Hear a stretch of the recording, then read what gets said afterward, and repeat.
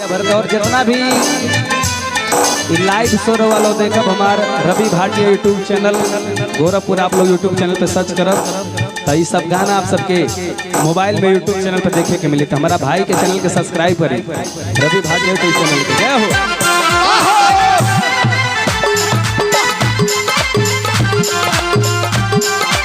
और कहना है तेरे चरणों की धूल दवाखाना हो गया, तेरे चरणों की धूल दवाखाना हो गया। और उठा के दोनों हाथ सभी लोग हाथ लगा ताली बजा के कहना है दर्द दर्द ना रहा सब रवाना हो गया, दर्द दर्द ना रहा सब रवाना हो गया। वाह वाह।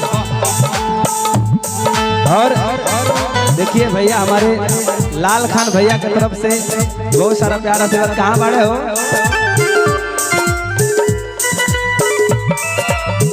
बहुत सारा प्यारा आशीर्वाद है भैया की तरफ से, कृपा बनल रहो। जय हो।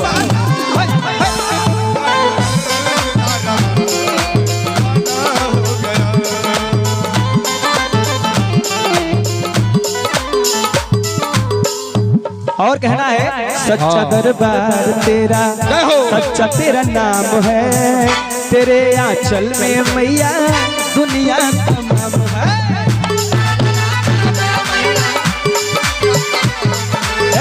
सच्चा तेरा नाम है, सच्चा दरबार है, तेरे आंचल में मैया दुनिया तमाम है। और कहना है तेरे दर पे मैया सबका आना जाना हो गया, तेरे दर पे मैया आके सब दीवाना हो गया। बोलिए सच्चे दरबार की। और दर्द दर्द ना रहा रवाना हो गया, दर्द दर्द ना रहा मैं दीवाना हो गया। तेरे चरणों की धूल दवाखाना हो गया, तेरे चरणों की धूल दवाखाना हो गया। बोलिए सच्चे दरबार की जय। दोनों हाथ उठाइए। अच्छा नहीं लग रहा भजन देखिए। अभी जब आप लोग दूसरा गीत सुनिएगा ना तो ताली ना बजे, लेकिन जब माँ का भजन सुने तो आप लोग जितने भी लोग पीछे खड़े हैं बैठे हैं सभी लोग दोनों हाथ उठाइए। एक बार उठा लिए जितने लोग माँ को मानते हैं। लेकिन कलाकार चाहे छोटा रहे चाहे बड़ा रहे, जब तक पब्लिक साथ ना देने तो हमन के गौले में कोनो मतलब नहीं है। हमने के अपन अपने मस्त और आप लोग अपने मस्त हो गए प्रोग्राम, कोनो इंटरेस्ट नहीं है। ऐसे जब भी कार्यक्रम करावे जला श्रोता ही चाहे वो जितना भी स्टार लोगन बनौले बड़ी नहीं, आप लोग सबके स्टार बनौले बड़ी। तो जे आइल बा ए भाई के मां शारदा गुरु के पूरा टीम के देखे खातिर तेबर दोनों हाथ उठा ली।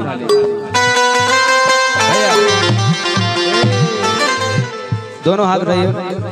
कहा जाता है ना गोरों से ना कालों से पूरा देश परेशान है, सिर्फ कुर्सी वालों से। कुर्सी पर बैठ के आनंद फरमा रहे हैं आप लोग। इधर से हमारे नौजवान भाई लोग सभी लोग हाथ रहे, दोनों हाथ लंबे लंबे। जितने लोग माँ को मानते हैं सभी लोग, किसी का हाथ नीचे ना होना चाहिए। ताली बजा के कहना है दर्द दर्द ना रहा सब रवाना, दर्द दर्द ना रहा सब रवाना हो गया।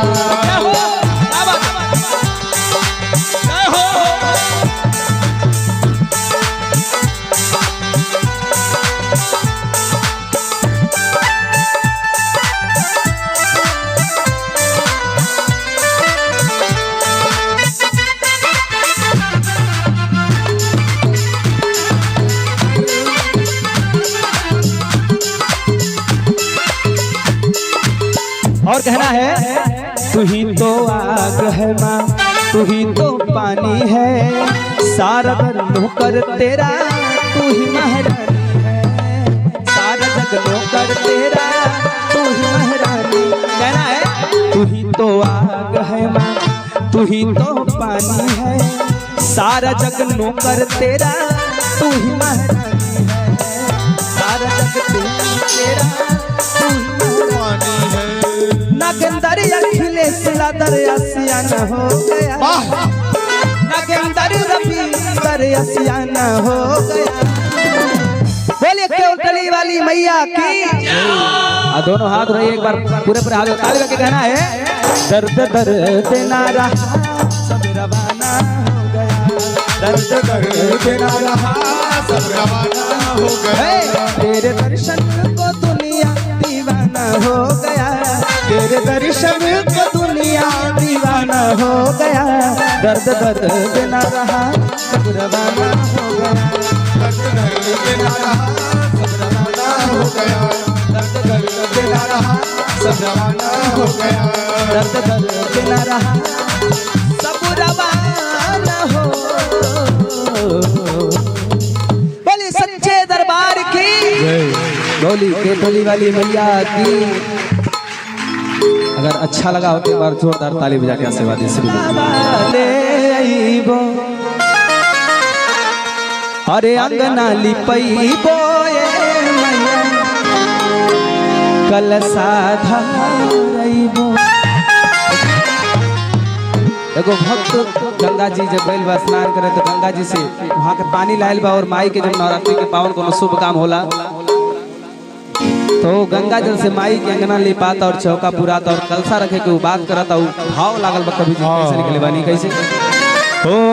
हर गंगा जी नहाइबो ये मैया जलावा लेइबो, अरे अंगना लिपैबो ये मैया कलशा धरैबो, अंगना लिपैबो हे मैया कलशा धरैबो। गंगा जी नहाइबो ये मैया जलावा लेइबो, गंगा जी नहाइबो हे मैया जलावा लेइबो, अरे अंगना लिपैबो ये मैया कलशा अंगना लिपैबो हे मैया अंगना लिपैबो हे मैया कलशा धरैबो। अरे बारी अली हो जगदम्बा घर में दिया ना, बारी अली हो जगदम्बा घर में दिया ना। अरे मैया जी के आरती, मैया जी के आरती उतारी अली हो। बोली सच्चे दरबार की जय हो। जब भजन कीर्तन ऐसे आनंद ना आवेला, भजन कहला भजन भ माने भजना, अजन माने लोग जब सब केहू मिल के भजेला तब भजन कीर्तन होता है। एक बार दोनों हाथ उठाएं सब लोग सीधा सीधा, भैया भैया दोनों भैया। देखिए आप लोग हमारे बड़े भाई हैं, और जब तक भाइयों का प्यार नहीं मिलता है ना तब तक कोई भी आगे नहीं बढ़ता। इसलिए कहना है हर बारी अली हो जय हो। दोनों हाथ भाई, जितना भी लोग माई के माने ला हई भैया हई पार्टी पाकिस्तान से आई का कुछ भी बोलते हो। पीछे में लक्ष्मण रेखा खींचल बा कि हर केहू आई जरी जाए ना। भजन कीर्तन अगर पूजा करे लोग मंदिर में जाला कहला मंदिर में माई के सबसे लगवा रह क्यों दूरे ना रह चाहिए, और भजन होला तो दूरे सब लोग आगे आ जाइए, आ जाइए जितना भी माता बहन लोग बात सब लोग आगे आ जाइए। भैया रुका अगर जे जे केवटली माई से प्रेम करेला माई के मानेला वो माई खातिर एक बार यहाँ आगे आके बैठी सब लोग।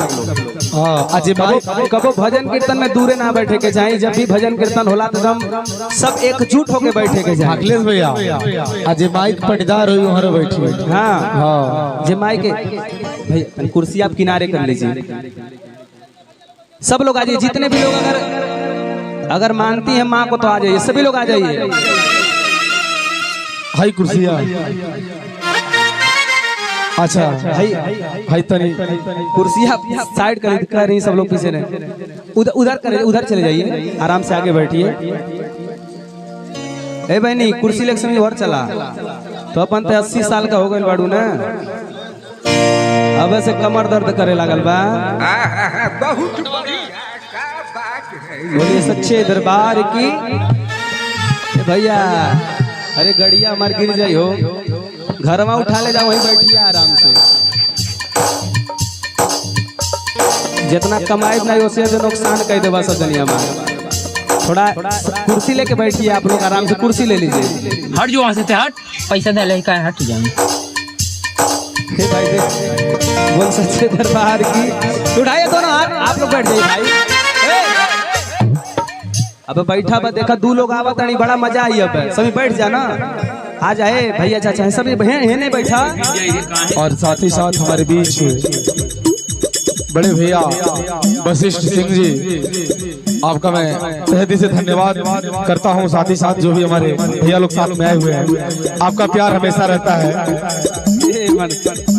ये वीडियो न डलिया यूट्यूब पे। बोल सच्चे दरबार की उठाइए आप दोनों हाथ ऐसे भी लो, सीधे सीधे सीधे सीधे। जेकर हाथ सबसे ऊपर होई वह सबसे पहले ऊपर जाई। कोई पर से जोड़े। अरे हो ऊपर नहीं तरक्की के ऊपर। तो जे चाहता हमारे तरह के दोनों हाथ ताली बजा के कहे बा, अरे बारी आईली हो जगदम्बा घर में दिया ना, बारी आईली हो जगदम्बा घर में दिया ना। अरे मैया जी के आरती, मैया जी के आरती उतारी आईली हो जगदम्बा घर में दिया ना, बारी आईली हो घर में दिया ना, बारी आईली हो जगदम्बा घर में दिया। मैया चला साधा रही हो, आका डाली कोई बोले मैया चला साधा रही हो।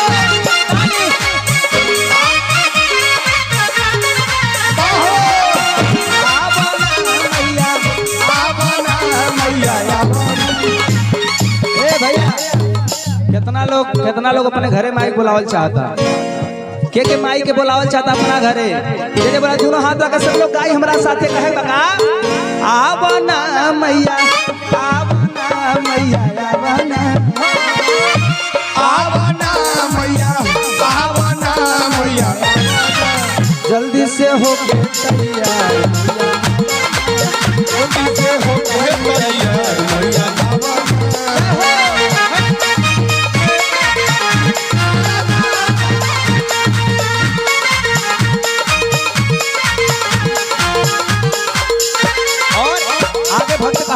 कैसे राहुल। अरे माली न बोलई बोले मैया अढ़ाउल मई माली न बोलई बोले मैया अढ़ाउल मई।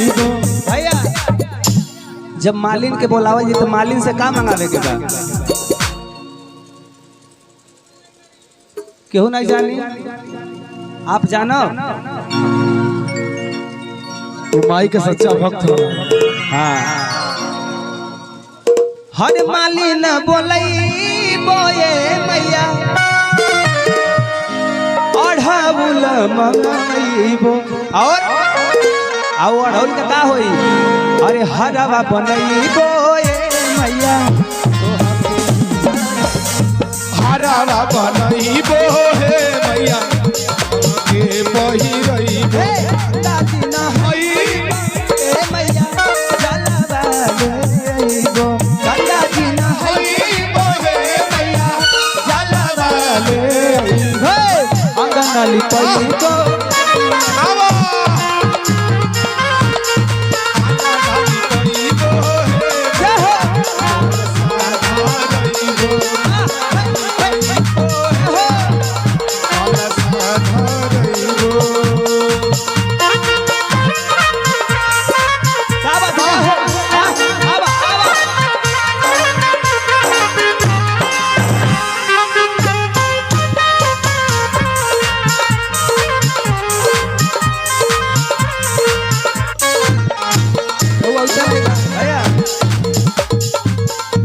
जब केहू औता ही नहीं बत हम कितना बोला सकेला। हाँ पैसा नहीं हमार कहल फर्ज है आ करे के रहुआ लोग के बा।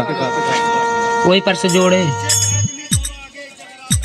आप ही बुला दीजिए, थक गए नहीं बुलाओ बुलाओ।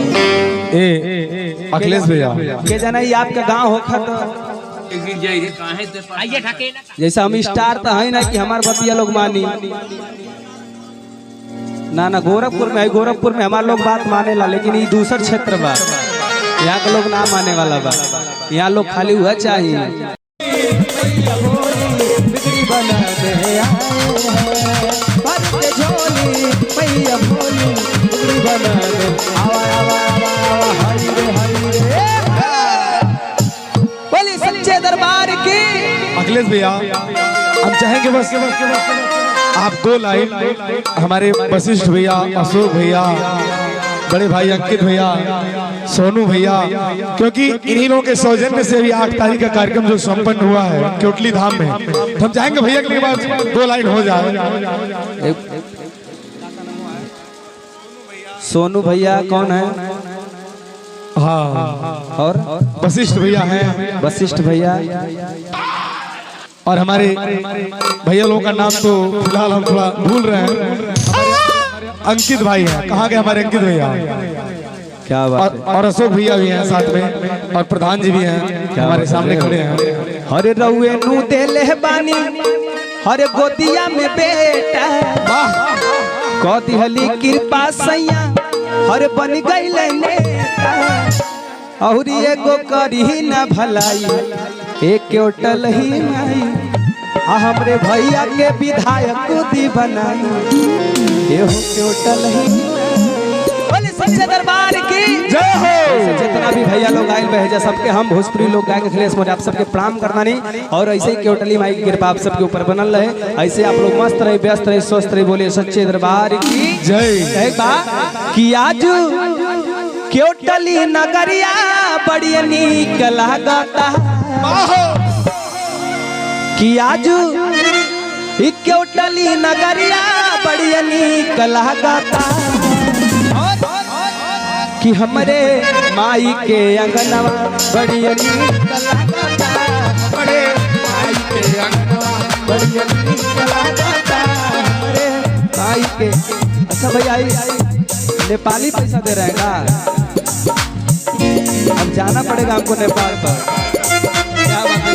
और इस प्रधान जी की तरफ से आ रहा है 50 रुपया प्रधान जी की तरफ से।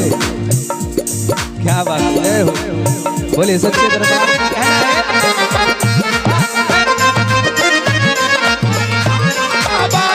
कहना है आज क्योटली नगरिया बड़ी नीक लागता, आज क्योटली नगरिया बड़ी नीक लागता, हमरे माई के अंगनवा, हमरे माई के अंगनवा माई के अंगनवा।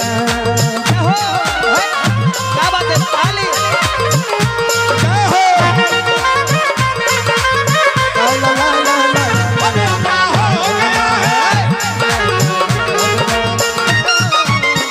चरण से प्रीति लगा के माँ का ही गुण गाऊं, यही मेरी कामना है, यही मेरी कामना। शेरोवाली के सेवा में हरदम अपना जीवन बिताऊं, यही मेरी कामना है, यही मेरी कामना है। आज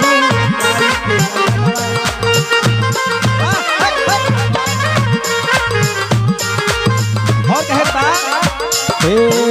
अंगनाली पौले बानी कलसा धरवले बानी, अंगनाली पौले बानी कलसा धरवले बानी, माई के दुवरिया चौमुख दिया ना जरवले बानी, माई के दुवरिया चौमुख दिया ना जरवले बानी, उनके पूजा के समनवा बड़ी नीक लागता, उनके पूजा के समनवा बड़ी नीक लागता।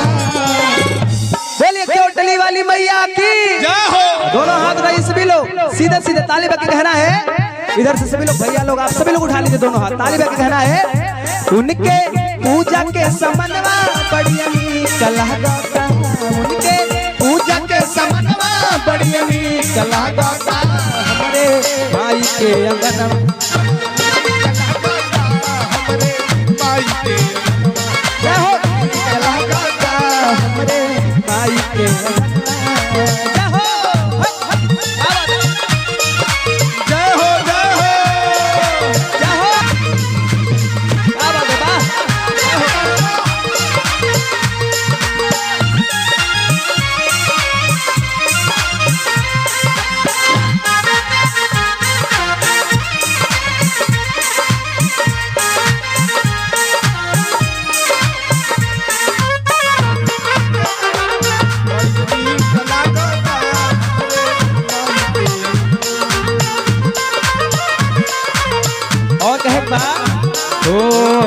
नारियल चढ़वले माई धूपया अगरबत्तिया नारियल चढ़वले माई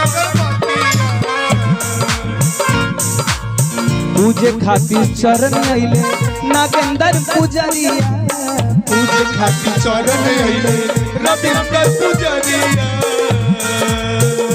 रुस्तम बजावे हारमोनिया बढ़िया नीक लागता